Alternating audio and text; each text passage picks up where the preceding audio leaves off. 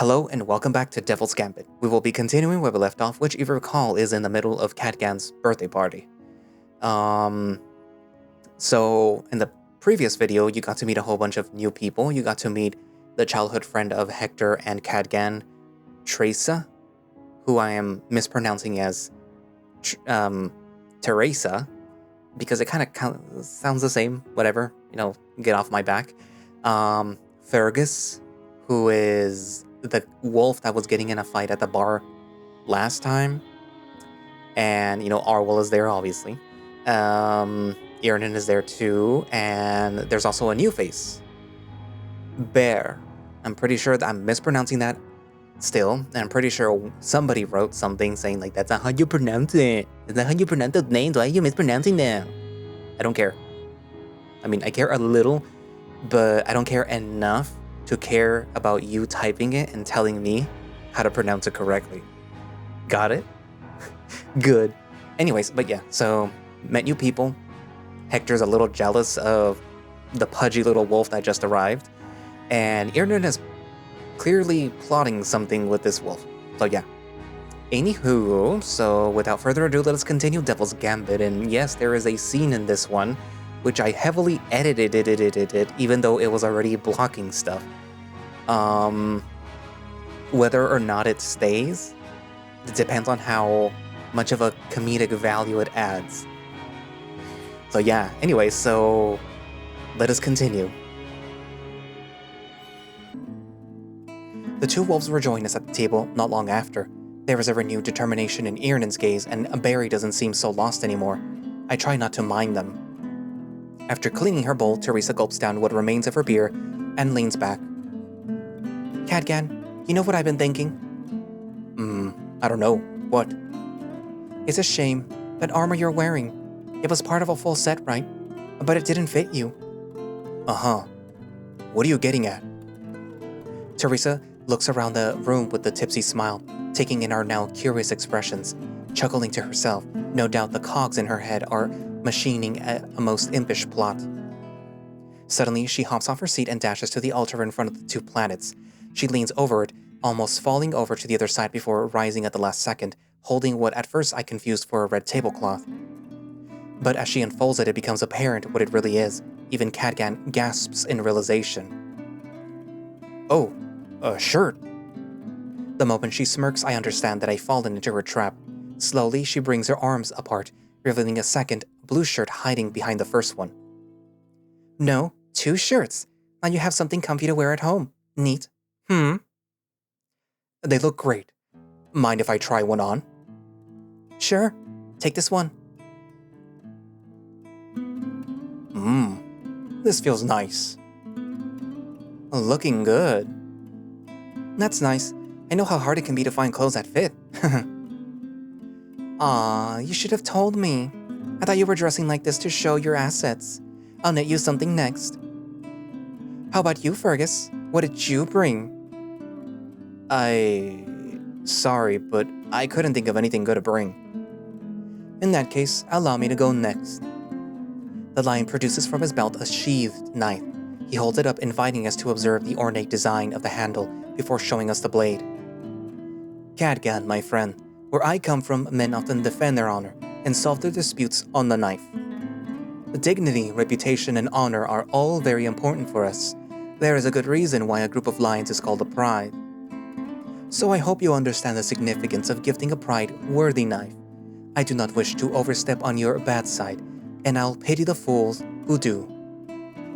Irnan leans in to take a good look at the shining blade. That is no mere paperweight. Correct. This will slice through the pelt of any prey like butter. I hope it'll be useful for you in the future hunts. Thank you. I hope to make use of it soon. I take a deep breath. Reaching into my belt bag, I take out a tiny green crystal. Teresa leans over the table to take a closer look. Prismalium? Yes, this... Dad gave it to me a long time ago. It served me greatly for a time, and I still hold on to it for good luck. Until now, that is. I want you to have it. I gently place the crystal in the wolf's palm. Cadgan stares at it in silence, his ears fluttering a little. Not bad, Hector. Not bad. It is a very nice present, I'll admit. Barry, you brought one too, didn't you? Right. The big wolf takes the package and begins unwrapping it. What jumps at me at first is the quill of arrows. Then I notice him producing a second, smaller cloth tied into a bag. A sweet, sticky smell leaks from it. I got you some arrows for your bow. And here. Ever so gently, he places the bag on the table and unties it, revealing a collection of small bone-shaped dough snacks of multiple colors. Here's some bone candy, the fanciest straight out of Renai's bakery. Something's up. The quiver of arrows? What a perfect present. I can picture Cadgan hiding in the shadows, his arms pulling back the string as he aims, with one of those wheat-colored arrows between his fingers. But it's too perfect. I know what Earnan's trying to do, but he slipped up by picking this present. My. How thoughtful, Barry. You know, I bet Cadgan would love hunting with you. Interesting. I thought you and Cadgan didn't have a conversation until today. How did you know that he has a bow? What? Teresa musta. These are very nice, Barry. Suddenly, Cadgan looks up, clutching the tiny prismillion crystal. Immediately, I see it. That stiff look. The shortness of breath. Well, all your presents are. I'm so grateful. I need some air, if you don't mind. Sure thing, Caddy. Cadgan doesn't look back as he exits the shrine, leaving behind a room in silence. Barry looks at the quiver and the candy sitting on the table, a confused expression on his face. Sorry, did I do something wrong? Nah, you didn't. Yeah, he's not upset. He just gets overwhelmed sometimes and needs a minute to cool down. If you say so. Cheer up, Barry. Here, let me give you a refill. Thank you. Ricardo clears his throat, leaning forward for the first time since he finished eating. By the way, this is my first time coming here, so I hope you don't mind me asking. That statue outside, the one of the two wolves, by the path arriving at the shrine, to be precise. Who are they? I was wondering the same thing. It completely slipped my mind with all the beer. Haha. Earnan's expression becomes rigid as he weighs his words, but I know the answer to that question, don't I? Those are his parents, right? Everyone goes quiet, exchanging discreet looks with each other. I'm starting to think that I might have made a mistake when Earnan shatters the silence, his voice colder than Renai's winter night. Of course. Who else could they be? Earnan touches his mouth, as though smoking a pipe that is not there. This shrine was no place to raise a kid, back then. It was a cold, lonely ruin full of regrets, covered in cracks and grief, so that, whenever you looked, you'd feel that gnawing pain, that lack. I made the swings outside. Only one at first. The second came when we started watching the sunset together. We did it every day for years. That's when I tell him about the world, our legends, our past. I had to teach him so much to make up for the hurt the Duke did. After that came the frogs. I thought he'd like little friends, watching from above, greeting him whenever we walked back home. We gave names to each one of them. And after that, the statues came to our minds at about the same time. He wanted something to remember his parents by, and so did I. I loathed the idea that he'd forget them and how profound their love was. It drove me mad at night just thinking about it. I carved those two statues out of a single block of wood. They were made to fit together and to greet him back home. A heavy air hangs over us, suffocating enough that none dares to speak. Teresa seems to be the only one unaffected, though she remains silent out of choice. Perhaps out of a sense of responsibility, Ricardo is the first one to raise his head and speak. I apologize. Cadgan told me about his parents' disappearance. I should have realized. No matter. It's not a secret or anything. Disappeared, you say? Teresa grinds her teeth and purses her lips as if the word has left a sour taste in her mouth. Am I mistaken? They are dead. They've been for a decade at least. Leopoldino killed them. Teresa. What? It's like you said. It's not a secret. Everyone knows it. They wouldn't have gone somewhere far away without their son and never come back for him. I was too young to understand what was happening back then when they disappeared. but considering how afraid my parents were of the Duke back then, I did get the impression that he was involved. And yes, after such a long time, I doubt that they are alive. Now that you mention it, I do recall Dad telling me to watch out for those lying soldiers around the time. Could it be that they got in trouble with Leopoldino so that they had to run away? And couldn't risk returning? Who knows, now that Leopoldino is gone, they might show up one of these days. Maybe, but it's hard to believe that they could escape Leopoldino's clutches. No, they are gone for good. And as if that wasn't enough, Leopoldino made it his mission to torment their son as well. And, as he admits this, Irnian lets his shoulders fall and looks down at his hands. Believe me, if I'd been able to, I'd have choked the life out of that bastard. Oh, but I'd have made him suffer first. I'd have peeled the skin off his fingers, opened him up, and fed him his guts. As Irnian clutches his hands, does he imagine it? The lion's supple neck in his grasp, and the moment that his windpipe gives in under his thumbs, the priest then looks us in the eye. But all I can do is pray. His former servants whisper that, after his expedition, after Cadgan was released, he was a changed man.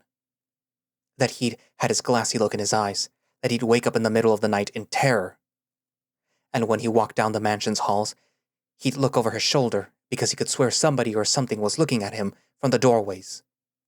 I pray it's all true, but that's not all. I pray that he spent the rest of his days feeling like a maggot next to the beauty of this marble and gold. And that when he died, he looked at his lunatic son and knew the fate of his legacy, of everything he built up, is to tear itself apart from inside out. Then Manolino falls, because oh, he will. I hope and pray that it'll be the end of his wretched family. His kingdom will remember them with shame and dedicate them a footnote in the history books at best. But us? Oh, we'll remember. Not with respect, not with fear, but with mockery. Another foolish duke who thought that he could tame Renai and the Eye Valley. Nothing less, nothing more. The wolf falls silent, hands weakly gripping the table. Now he truly looks like his age, with all the burdens and regrets he's accrued across the years hanging over his head. After a moment, Fergus starts clapping, his face radiating joy. Hell yeah, I'll drink to that. Pass me a mug, Arwel. Cadgan doesn't have to find out. It takes a moment for the dragon to realize he's being addressed.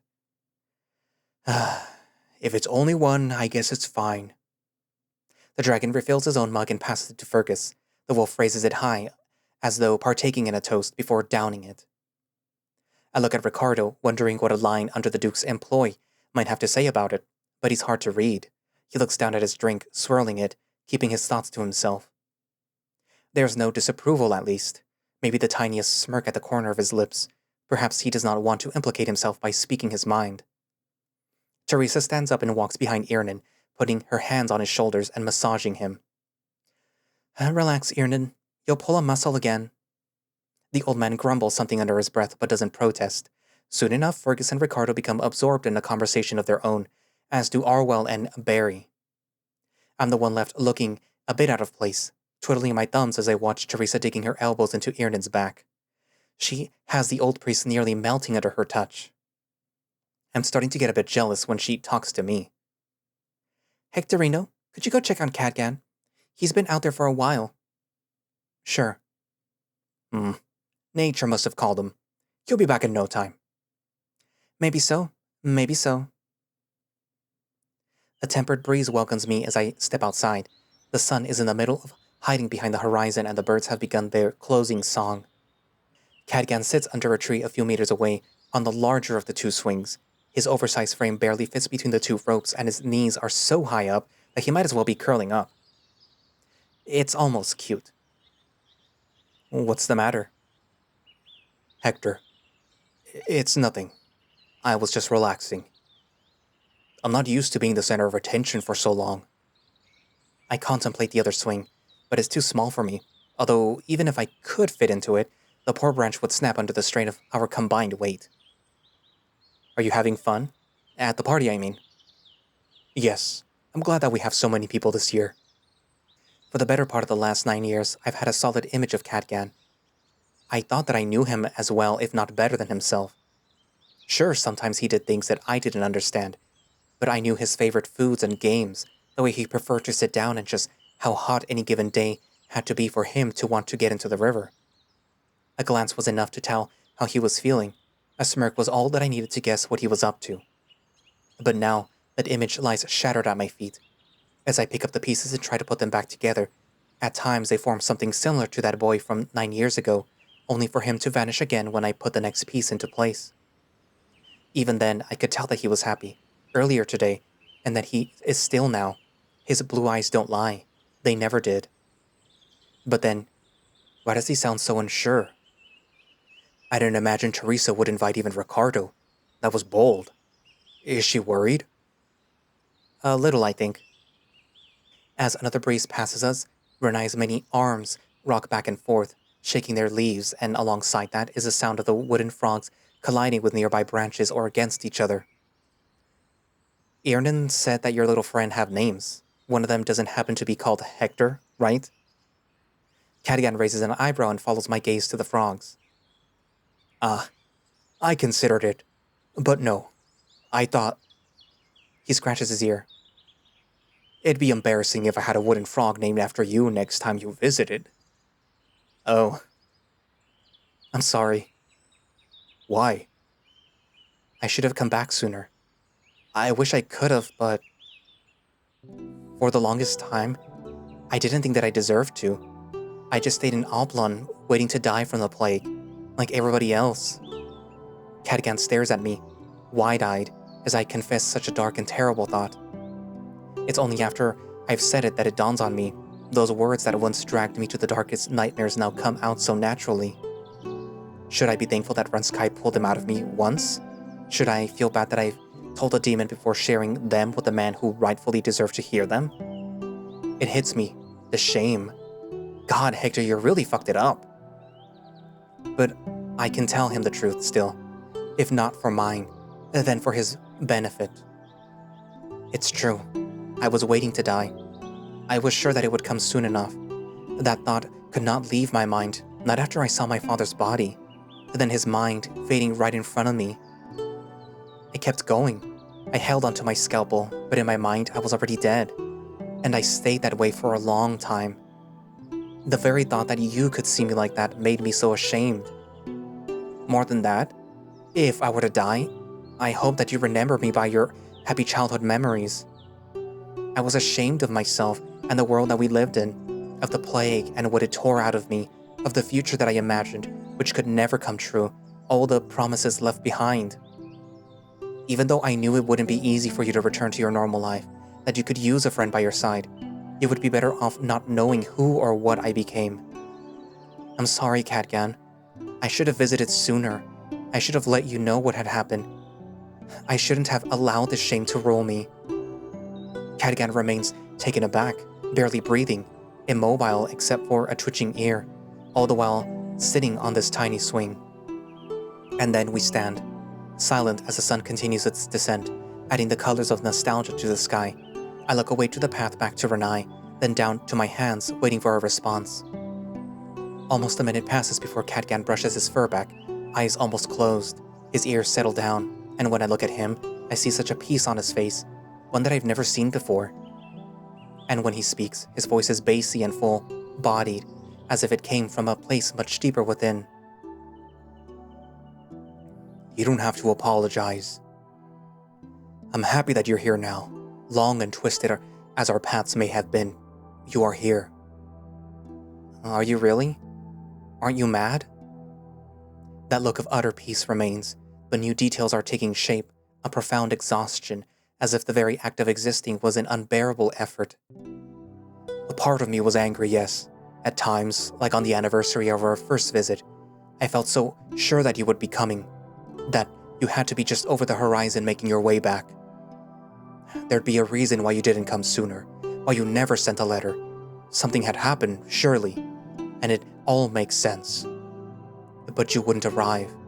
The days would pass, your birthday or mine would come, or Finbar's, and I'd be waiting again, asking if any carriages came to town.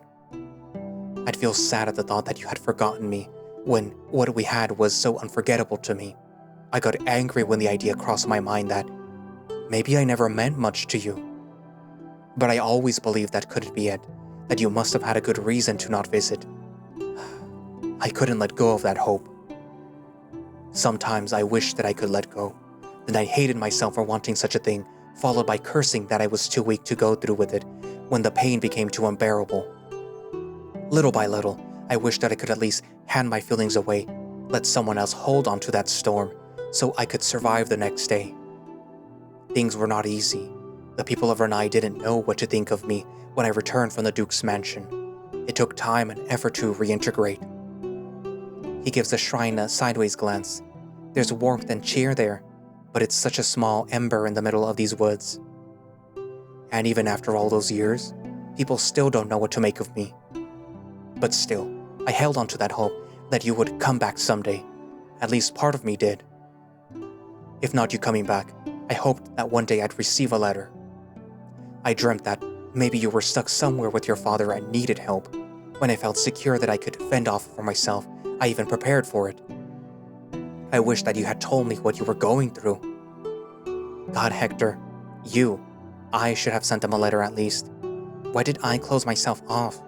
You idiot. Don't cry. Hold it in and take it all with dignity. Cadgan, you're such a fool. You still have, every right to be angry at me. Maybe so. Perhaps if I was fooling myself with all my hopes. But if they gave me the strength to get out of bed and face the day, then was it so bad? Everyone has hopes, assumptions, and lies that they believe in. These were some of mine. A hope, an assumption, like when I believed fate brought us together, or that there was anything left in Oblon for me to save. Even now I continue pushing on because I think that's what Dad would have wanted, but how could I possibly know that for sure? All those things we tell ourselves wishing to be true, yet knowing that there is no such thing as fate, that so much of our past is lost, clinging on to lies, refusing to say the truth. With that same look of profound peace, Cadgan looks up at the sky. Something changed a while before you arrived.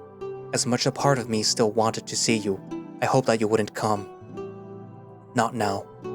Much like you didn't want me to see you during the plague, in a way I didn't want you to see me like this. Once more he brushes his hair back, and in the lingering silence I can't control myself. I have to know. What changed, Cadgan? I look down at his shirt, and it hits me then. The armor. Is it the Duke? Cadgan almost closes his eyes, as if about to fall asleep. The expedition's Hector, the dark god sleeping in the depths of the valley. He raises his stiff hands, half opened into two crescent moons. His slumber grows thinner and weaker with each trespassing. He commands each finger, one by one, to move, hands drifting further apart to circles expanding outwards around us. I was meant to be a priest of Renai. I feel it in my bones, my skin, in each one of the layers you know so well. When I sleep and dream, when I plant my feet on the valley soil, when I hear the whispers of the wind, I feel it so clearly. The barrier between us has been compromised. It's leaking out now, spreading its influence, threatening life itself. Perhaps this has been the case for longer than we imagine. You have not seen the horrors, Hector. You do not understand the valley and what it contains. Death itself is a merciful fate compared to what it can do. And should we survive its influence, though I know not what would be left of us to survive, God, have mercy when the Inquisition comes to raze us to the ground. I did not want you in Renai, not now of all times, and I did not want to give you a reason to stay, let alone implicate you in the dark secret. I do love you, Hector, and I did not want to see you pulled into this tragedy. But... He does not finish his sentence. Cadgan remains frozen in the moment, slumbering almost. It's too late now, isn't it? I know too much already. I regret letting you know about it, just as much as I regret that it is an absolute necessity. Now you know a secret that, on its own, puts your life at risk. If the Inquisition finds out, you will not be spared. But at least you can understand the danger coming from the Duke's expeditions. I wish that I could feel one and only thing at a time, but that's not what life had in store for me. Misery, complete and utter despair. I've seen Cadgan during his captivity in the Duke's mansion, but never did I see such profound pain in him. So, that's why you rejected me? He wipes a tear. Yeah. God, I knew it happened when the Duke started looking for doctors abroad. I just knew that fate had chosen to play a cruel joke on us. You just had to come to Renai at the worst possible time, didn't you? There was a drop of anger in his voice. I often heard it when we were younger, but since I returned it had been absent. I even recognized this exact kind of fury. I felt it too during the plague. It is a wrath against the world itself. I didn't know. You didn't. It's not your fault. But I just... His hands contort into clawed weapons, trying to tear away the very air around us. The very idea that you would grow roots here, now of all times. It made me sick. A curse to fate. I curse this world and the times that we live in.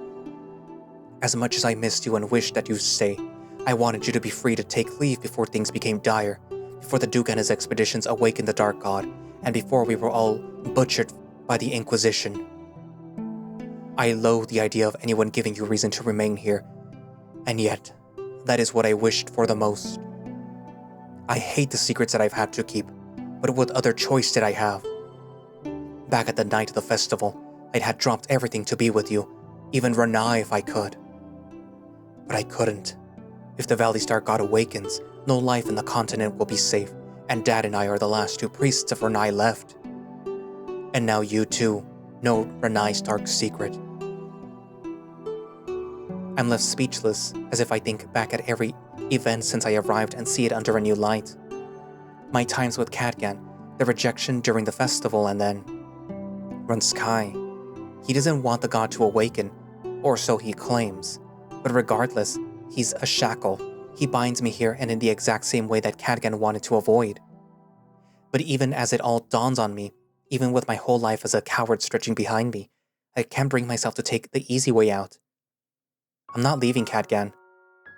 I'm not abandoning Renai. I have friends here, memories, responsibilities. I work for the Duke, but I do it to help the people of this town. And I'm not abandoning you, not when you need me the most. Even if I can't do much to stop the Duke, I can be here for you, in the same way that you've been here for me during the plague. Even if that puts your life at risk? So what? I've survived a plague. I've already died once. I'm tired of not living. Ed Renai is where I belong. Even if I have a duty towards Oblon, this is where I... What am I saying? How can I have the gall to tell him all this when I already gave myself to a demon? And yet, my mouth just won't stop. I love you, Cadgan. I couldn't stop myself from loving you, even after the festival. And it's true. Whatever I feel for Runsky, it all comes from my love for Cadgan, doesn't it? And the demon knows it. He never hid it. He didn't even trick me. His deal was honest and true. He wanted to feed on my heart. And in doing so, he mended me. Would I ever have the courage and the presence of mind to confess to Cadgan about the plague had Runsky not pulled it out of me first? God, is this another cruel joke of fate? Fate pulled us apart, and now that it brings us together again, it's only after I've made a deal with the devil? The hell are you two talking about? We both turn to look at the shrine. Teresa is coming towards us. She must have been watching from afar for a while. Oh, nothing in particular. The weather, the Duke's fucked up hand, your saggy tits. Right, Hector? I freeze to such a degree that I could pass as a tree.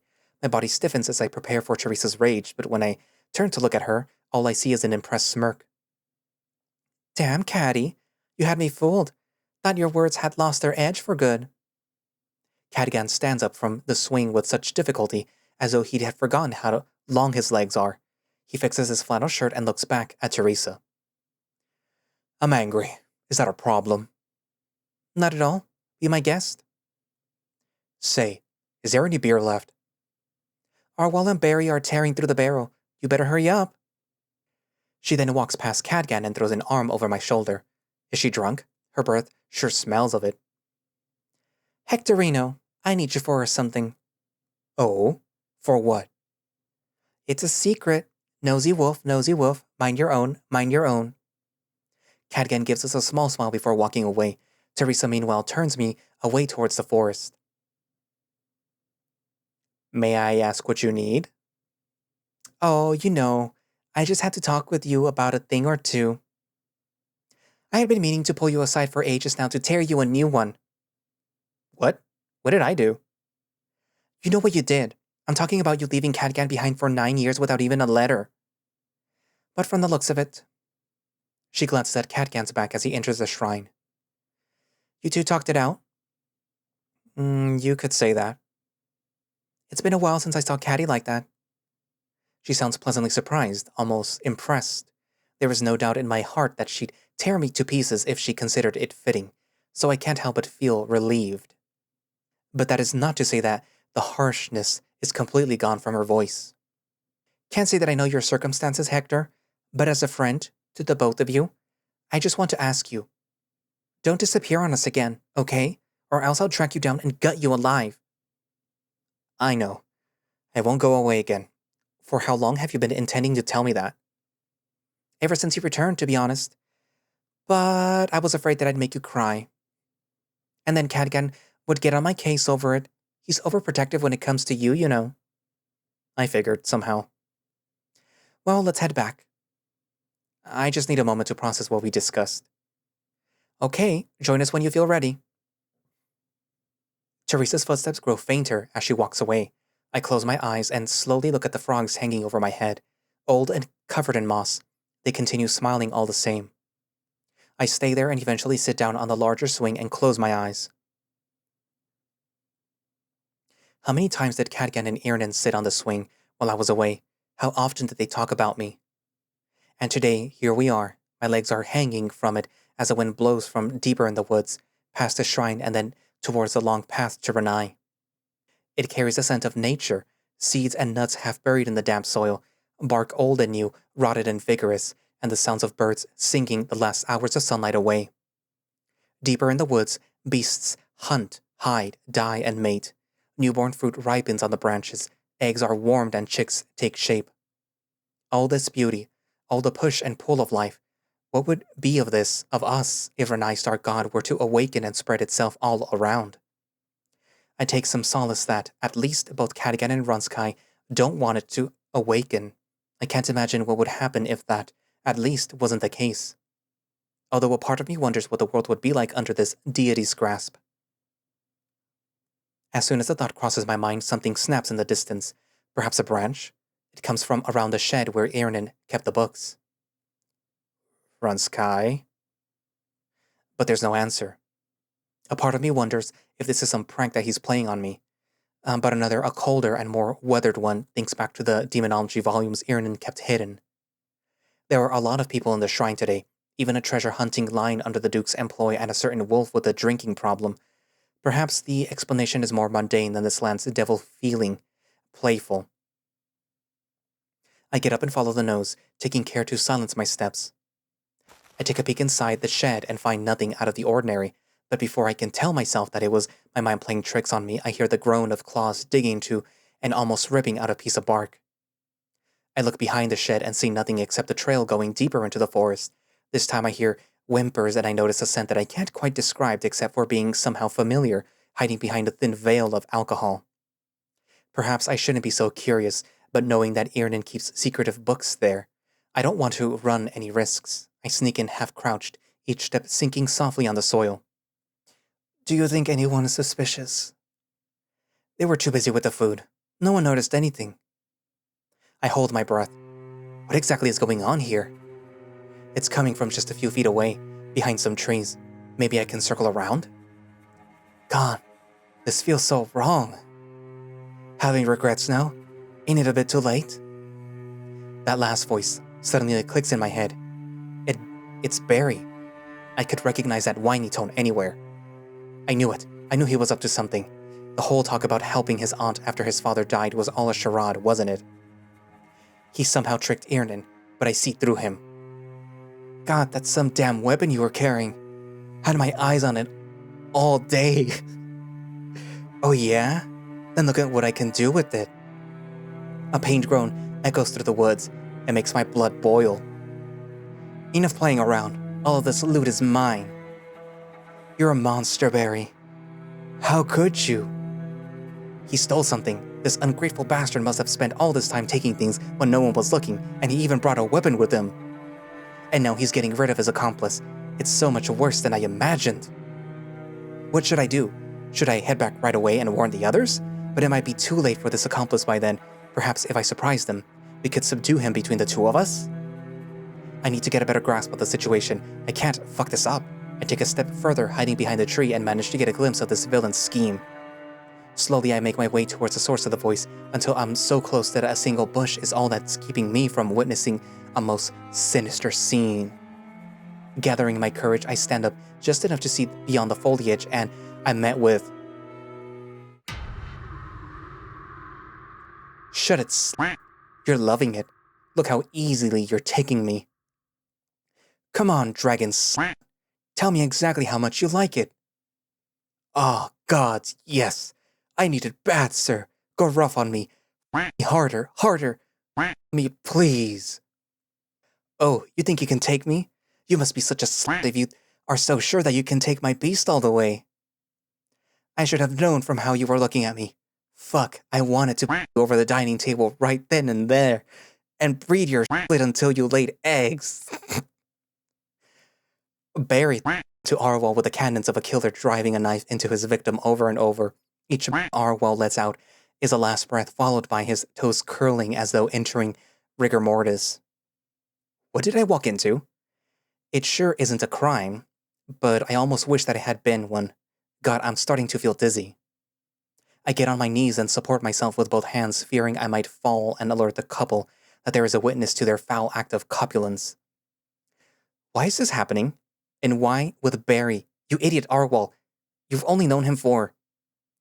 Yes, please. Knock me up, sir. You want that, huh? Want to become a wolf-breeding bitch? Then let's see how well you handle that. Ram it in me, please. Yes, harder. The wolf ravages him without even a pretense of tenderness, challenging the dragon's well-trained horn, using it as if it were nothing but a tool for his own pleasure. I want to run, or at least cover my eyes, my ears too, if I could grow extra arms, but I am paralyzed, my mind racing, looking for any thread to hold onto, and unfortunately burning the scene into my memory in the process. Barry looks down at Arwel with such poison in his eyes, practically dripping evil and ulterior motives at the poor dragon. That villain. This is all his fault. Who the hell a few meters away from somebody else's party? Arwel shares some blame for having such terrible standards, but it's mostly his fault. You're lucky you have such a delicious ass. I just had to eat, and now you get to enjoy a smooth That is a rookie mistake. Saliva is a horrible lubricant. It won't be enough to remove the friction and will dry quickly.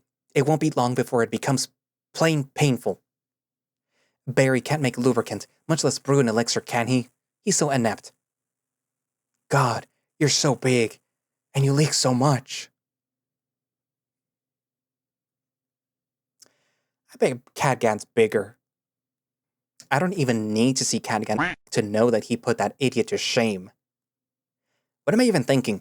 I need to pull myself together and get out of here. Yesterday. They lose themselves in their savage running. They even start slobbering all over each other's muzzles, eyes closed and all, and with all the grunting, I finally managed to make my escape. On the way back to the shrine, I can only think, Arwel, you whore. By God, have some standards. I'm grateful that everyone is too absorbed in their conversation to notice something's off when I come back. I think Cadgan does notice something, but chooses not to ask. Eventually, Barry and Arwel do return, and Teresa wastes no time in pointing out the smell of on them. They immediately get flooded with questions they desperately yet uselessly attempt to brush aside. Iernan, meanwhile, looks like a skeleton on his chair, staring absent-mindedly at the wall. I can see his eyeballs sinking deeper into their sockets.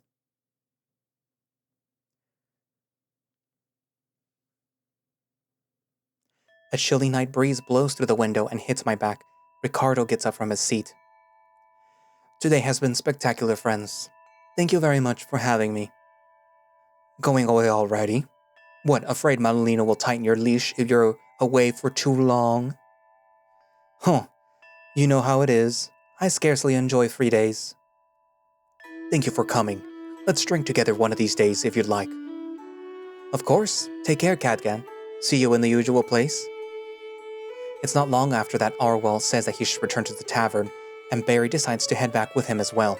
Cochinos. Fergus is the last to go, urged by the insistent night breeze. Hey Cadgan, I really mean it. You should participate in the games this year. Are you afraid Arwel will win otherwise? Nah, it doesn't matter who wins, I guess. Though, it'll still be me, dragon or not. But you should join us. Join the town. You sound like you have better plans, right? Maybe next year. Or whenever the situation with the Duke is resolved. I don't think that I'll be able to devote myself to training for the games right now. Next year then. I'll hold you to that. Got it? Sure. Fergus nods, waving us a silent goodbye, and exits the temple. Irnan is the first one to sigh and deflate on his chair, a wave of exhaustion washing over him, and I'm quick to follow. That was fun, but now that everyone's leaving, I feel tired all of a sudden. Tell me about it.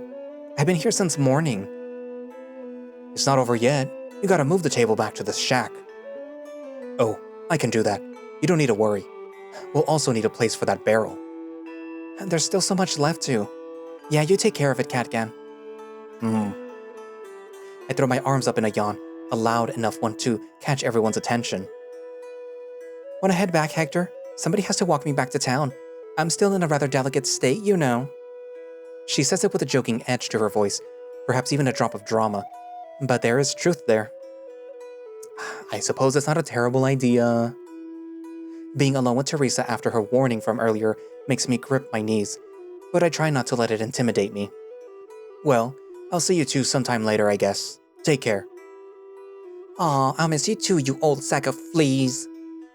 Be back soon, Dad. I'll see them off. Well then, I'd say this party was a big success. We should do it again next year. That's if Irnan allows it. If more people keep showing up, we won't fit in the shrine anymore. Then we'll have to do it in town and drag Irnan with us instead.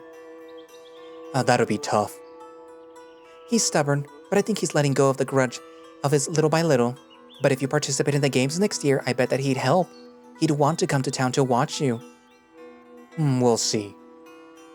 Teresa steps closer to hug Cadgan. It takes the big wolf a moment to react and hug her back. Then just as easily, she slips from his grasp and looks at me. Well, I'm exhausted. Let's get going, Hectorino. I can't wait to get home and see my baby boy. Actually, mind going ahead? I just need a minute with Cadgan. I'll catch up with you in a moment. She nods and trots off, though not so carelessly as to not watch her step. Even Renai's natives can find the woods to be as treacherous as I do, it seems. What do you think? Of the party? It was great. I had no idea you were friends even with the lion. It looks like you still had your fair share of adventures in my absence. What was that you helped Ricardo with, if you don't mind me asking? It's a rather long story. Teresa will get angry if I hold you for too long. But I can tell you one of these nights. Are you not coming to the tavern tonight? I think I'll go home after this. I wasn't expecting to feel so tired. All around us, there is life. The ringing crickets, chirps of bats flying just above our heads, hooting owls, and so much more. For a moment, that's all that there is between us, as I search for the words that I want to say. But before I am ready, Cadgan breaks silence. Did you mean what you said earlier? Even now that you know the risks that we're all in, you still want to stay in Renai? He has the shortness of breath again, but he ignores it. This danger is very real, Hector. The Duke is pestering a slumbering beast that could wipe us all out with a yawn. And you know far too much. If the Inquisition is made aware of it, you'll be under extreme danger. You can leave. You've already earned a very respectable amount from the Duke. I'm sure this trip was a profitable one. He sighs. And I won't be mad if you do. He's right, Hector. No matter how you cut it, this could get ugly and there's nothing that you can do to change. Why put yourself at risk like this? Oblon needs you, and you won't be of use if you're dead or worse. Cadgan is trying to protect you. But I can't leave. I can't abandon Cadgan when he needs me the most. And even if I wanted, can I even leave Runsky behind? He and I made a deal. Don't be like that. There must be a way to get out of it. You need only find it. If not in the dusty old tomes, then maybe he could be convinced. He hasn't been particularly controlling, has he? Even then, there's Renai. Oblon is important to me, But so is this place, and I didn't become a doctor to stand on the sidelines and watch people die. No matter how this ends, I can't go back home now. I'm not leaving Cadgan. End of story. His breathing calms down. He looks down, and for a moment I see his face through the dark. There is a hint of that peace, or perhaps exhaustion, that took him over earlier today. But I don't know if he's smiling or not. Fate willed it, I suppose. We did not choose this world, but it's the one that we have. Where did you get that courage? You aren't sounding like yourself. A smile does come out now. The tension in the air dissipates. Maybe your bravery rubbed off on me, or I'm just afraid of what Teresa will do if I bail. Guess you'll have to deal with me being around here for a while. Sorry to disappoint. It's alright. I've given up on trying to understand what fate wants from us. I'll just live one day at a time. And I suppose protecting this unruly badger from powers beyond this comprehension will be just another one of my daily tasks. Cadgan shifts his feet around, and though it's almost imperceptible, I know he's just an inch closer. And that distance, how that gap burns. I want it to end, and yet my heart beats like never before. I wish this moment could last forever. Please. I managed to befriend you when we were children. I think I'm rather capable of handling the unknown. You got lucky. Maybe I did. I was wondering, do you remember the first time that we sneaked out of the mansion at night? Of course. I showed you the secret passage behind the portrait. We went out to the river. The moon shone so bright that we didn't even need a lamp. I can't help but smile as I try to word the next part. Right. I don't know what you thought of the moment, but for me, it was truly special. Every moment with you was. All these years I've been trying to carry on with my life, thinking of the past as little as possible. But the time with you, that I could never forget. I gathered the courage to look into his eyes then, and notice in their glint that he's looking somewhere far away, somewhere familiar for the both of us. I still remember when I drank from the river, and the look on your face, almost as if you had seen a ghost. Then you held me. It was so sudden. Slowly he takes my hands, and pulling me closer, placing them around his waist, he huffs, a difficult mix of emotions in his voice. I'm so much taller than you are now, but this is as close as it gets. I don't mind it. You being tall. He finally returns my embrace. I close my eyes, and as I sink into the darkness behind my eyelids, I can hear the stars flowing past us. I see. I wish that I could have put what I felt back then into words. Or at least, if you... I pull back just enough to meet his gaze. Cadgan knows, and closing his eyes, comes closer to me. Our noses touch first and then our lips. Neither of us dare take in further, as though afraid that we'll scare the other away. But then the memory of what I didn't do, what I lacked that night, comes back one more time, pushing me to part my lips. That's enough to give Cadgan the courage to do the same. It's such a fragile shy kiss. The slightest of interruptions could shatter this moment forever, and yet, against all odds, it lasts for an eternity. Just as it was meant to be. It's almost strange to finally open my eyes and see Cadgan's face grow distant, even if it's just a little, as though I had just woken up from a very, very long dream.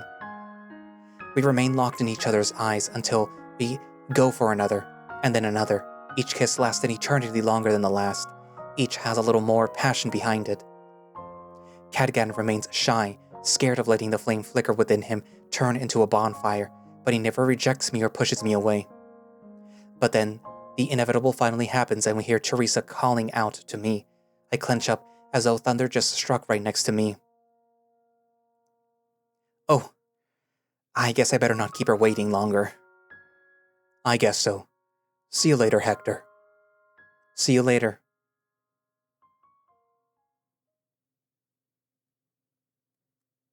Such a fragile-looking thing he has become, that Hector. Each step he takes away from me seems to hurt him, like a new heartbreak.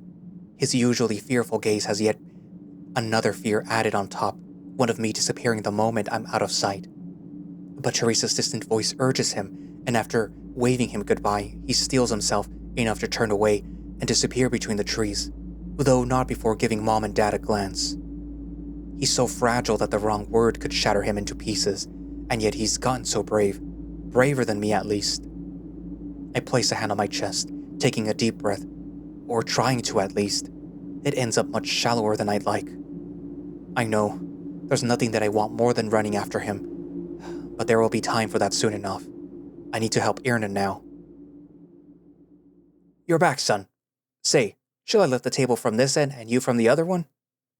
I can handle it. He's about to protest but falls silent when I grab the table and lift it effortlessly. It's a bit uncomfortable at first, but that ceases to be an issue after adjusting my grip a little. Alright, could you, just open the door to the shack? Of course. Here we go. Do you want to leave the beer in the shrine, or should I move it here too? It's fine in the shrine. He's got that look again, like his age and all that fury has caught up with him. Teresa is right. He's been getting over his curse as of late, but that's not because the anger and spite are gone. Rather, they're burned out, to the point that all that's left are ashes hanging on to what little heat is left in them. And yet, hang on they do. But that's not all. I sometimes forget how big you've gotten. It sounds silly, but it's true. I just can't get it out of my head how small you were when I first held you. You wouldn't stop trying to kick me in the chin. You always preferred your mother's touch. I hope I didn't offend you, Dad. Nah, this barren chest of mine was to blame. You just had a healthy appetite. Nothing you could do about that. He cackles, probably thinking of a lost right that would, in fact, have helped him address that issue, and then looks around. His gaze sets in the direction of the river. I think I'll head to the river to clean the dishes. Do you need any help with that? Nah, besides I could use the chance to take a bath. It's long overdue. Then I'll stay a bit longer to watch over the shrine while you're gone. You don't need to. Nobody comes here anyway. Well, watching over the shrine is just an excuse. One day I'll stop making excuses when I don't need to. I actually would like to relax before going back home. Ah, I see. Very well then. I'll grab what I need and set off. With the shrine all to myself, I simply lay down on the stone floor, all four limbs splayed out. It never fails to cool me down. What do I have to do tomorrow? There's not much wood to deliver, not until fall arrives, and at least the Duke might restart his expedition soon, but for now, things are calm.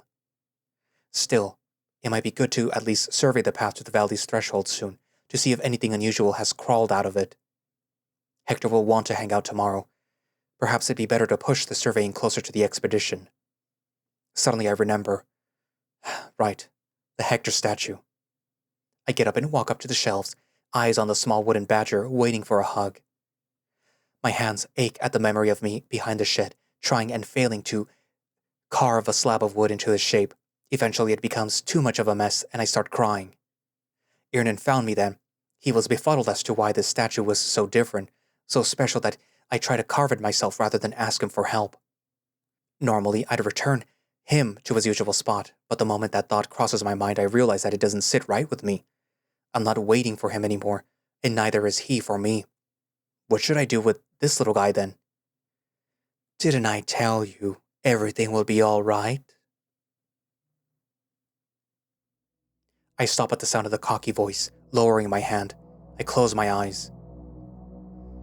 You only think one day ahead, but I can see what's coming and what will be left after all the pieces come together. We are playing a dangerous game. You worry too much. It'll be fine. Now, Cadgan, what shall we do next?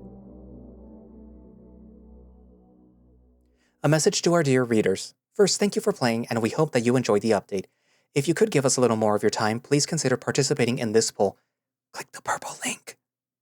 Thank you once again for your patience and for supporting this project. See you again soon!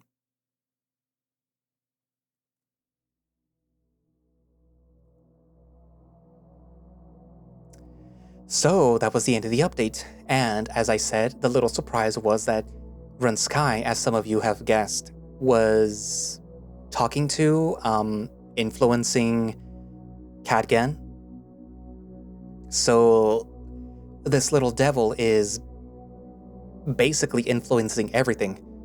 And even though, well, to me it feels that even though Cadgan had said that this little game that we are playing is dangerous. I kind of feel that Runsky is the one that's playing the game.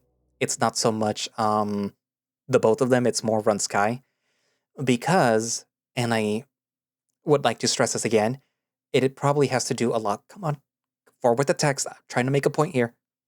It has to do with, come on, load.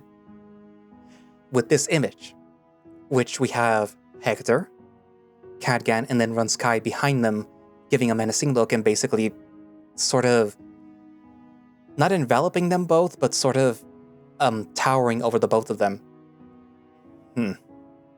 My guess is that whatever on the surface Runsky is planning, Cadgan has some knowledge of it. Well, Hector obviously doesn't know what the hell's going on. But it clearly doesn't bode well because, as you can see, the whole background is basically the whole town falling apart. And like there's wolves and then the dragon right there going like, oh my god, what's happening? And then there's Manolino and the lions sort of like preparing to attack. So whatever is in the future of Renai, it's clearly not good. And considering that everyone with the is looking a little like apprehensive or like, oh my god, danger, with the exception of Runsky, then it probably has to do with Runsky. I know some of you are gonna go, oh, but he said that he doesn't care about the sleeping god in the valley. It's like, well, he's a devil. He lies. That's like their thing. Like, yeah, sure, he says that he doesn't lie, but like, he also doesn't tell you the truth, or he doesn't tell you the whole truth.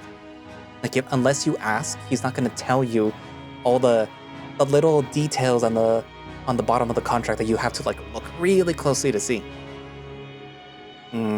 But yeah.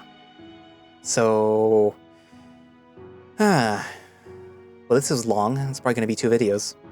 Anyway, so, what are your thoughts? Write it down in the comments, and thank you all for watching/listening. If you would like to play Devil's Gambit yourself and see those scenes that have to be censored, you can do so by going down into the link in the description, which should have a direct link for the itch.io page where you can download the game and play it yourself.